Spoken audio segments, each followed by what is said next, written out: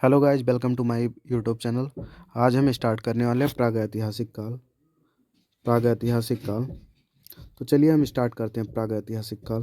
तो पहला है, जिस काल में मनुष्य ने घटनाओं का कोई लिखित विवरण उद्धृत नहीं किया उसे हम प्रागैतिहासिक काल कहते हैं। फिर है, मानव विकास के उस काल को इतिहास कहा जाता है जिसका विवरण लिखित रूप में उपलब्ध है। ठीक है। फिर आते हैं नीचे नीचे आते हैं हम।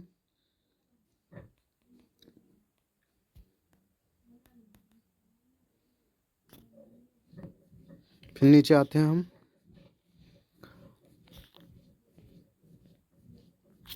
फिर नीचे है, आग ऐतिहासिक काल उस काल को कहते हैं जिस काल में लेखन कला के प्रचलन के बाद लेख पढ़े नहीं जा सके उसे हम प्रागैतिहासिक काल कहेंगे।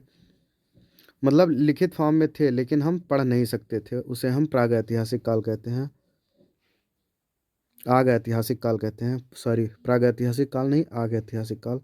फिर है, तीसरा है, ज्ञानी मानव होमो सैम्पियंस का प्रवेश इस धरती पर आज से लगभग 30 या 40 हजार वर्ष पूर्व हुआ था। ठीक है। फिर आते हैं हम,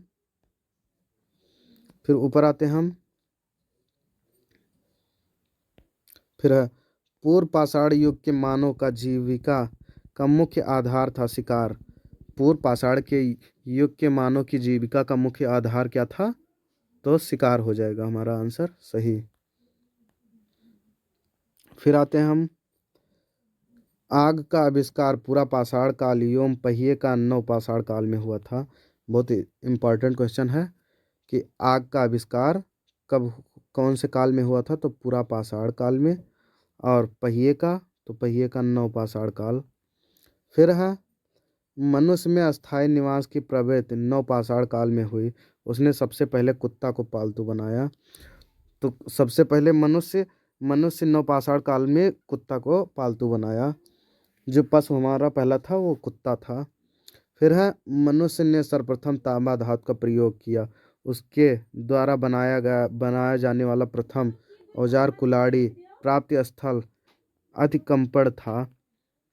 तो मनुष्य ने सर्वप्रथम तांबा धातु का प्रयोग किया। उसके द्वारा बनाया जाने वाला प्रथम औजार कुल्हाड़ी कुल्हाड़ी था। प्राप्ति स्थल, जहाँ मतलब प्राप्त किया गया कुल्हाड़ी को, तो अतिकंपण। फिर है, कृषि का आविष्कार नवपाषाण काल में हुआ। कृषि का आविष्कार कब हुआ? तो नवपाषाण काल में। नवपाषाण काल में कृषि का आविष्कार हुआ। प्रागैतिहासिक अन्न उत्पादक स्थल मेहरगढ़ पश्चिमी बलूचिस्तान में अवस्थित है। कृषि के लिए अपनाई गई सबसे प्राचीन फसल गेहूं एवं जौ थी। कृषि का आविष्कार नवपाषाण काल युग में हुआ था। और प्रागैतिहासिक अन्न उत्पादक स्थल मेहरगढ़ पश्चिमी बलूचिस्तान में अवस्थित एवं कृषि के लिए अपनाई गई सबसे पहली फसल गेहूं एवं जौ थी। सबसे पहली मतलब कृषि के लिए जो फसल पहली थी वो गेहूं और जौ थी। फिर पल्लवावरम नामक स्थान पर प्रथम भारतीय पुरापाषाण कलाकृति की खोज हुई थी।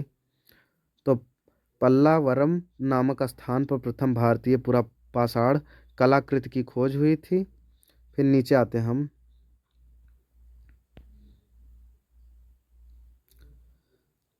भारत में पूर्व प्रस्तर युग के अधिकांश औजार स्फटिक पत्थर के बने थे। मतलब भारत में पूर्व प्रस्तर युग के अधिकांश औजार स्फटिक पत्थर एक जो मतलब होता था स्फटिक पत्थर, उसे हम कहते हैं स्फटिक पत्थर के बने होते थे। फिर है, भारत का सबसे प्राचीन नगर मोहनजोदड़ो था सिंधु भाषा में, जिसका अर्थ है मृतकों का टीला। ये भी इम्पोर्टेंट हमारा हो जाएगा। भारत का सबसे प्राचीन नगर मोहनजोदड़ो था। तो क्वेश्चन अगर बनता है कि भारत का सबसे प्राचीन नगर क्या है, तो हमारा मोहनजोदड़ो एवं सिंध। फिर दूसरा क्वेश्चन अगर बनता है कि सिंध भाषा में, जिसका अर्थ है मृतकों का टीला। मृतकों का टीला। क्वेश्चन ये भी बन सकता है कि भारत का सबसे प्राचीन नगर मोहनजोदड़ो है लेकिन इसे हम सटीक भाषा में कहते हैं तो इसे हम कहते हैं मृतकों का टीला। या और ये क्वेश्चन बन सकता है कि भारत में सबसे प्राचीन नगर मोहनजोदड़ो था, सिंध भाषा में जिसका अर्थ है, तो उसमें ऑप्शन दिया रहेगा कि मृतकों का टीला, और तीन चार ऑप्शन और दिया रहेगा तो उसमें हम टिक लगाएंगे, मृतकों का टीला हमारा सही हो जाएगा आंसर। तो आशा करते हैं हमारा वीडियो आपको अच्छा लगा होगा, और चैनल पर पहली बार है तो चैनल को सब्सक्राइब कर दीजिए और वीडियो को लाइक कर दीजिए। जय हिंद जय भारत। और हाँ, अगला टॉपिक हमारा होगा सिंधु घाटी सभ्यता। सिंधु सभ्यता हमारा नया चौथा यूनिट हो जाएगा हमारा सिंधु सभ्यता। तो सिंधु सभ्यता को हम लोग कल स्टार्ट करेंगे। तब तक के लिए वीडियो को करते हैं एंड, और वीडियो को कर दीजिए लाइक और सब्सक्राइब। जय हिंद जय भारत।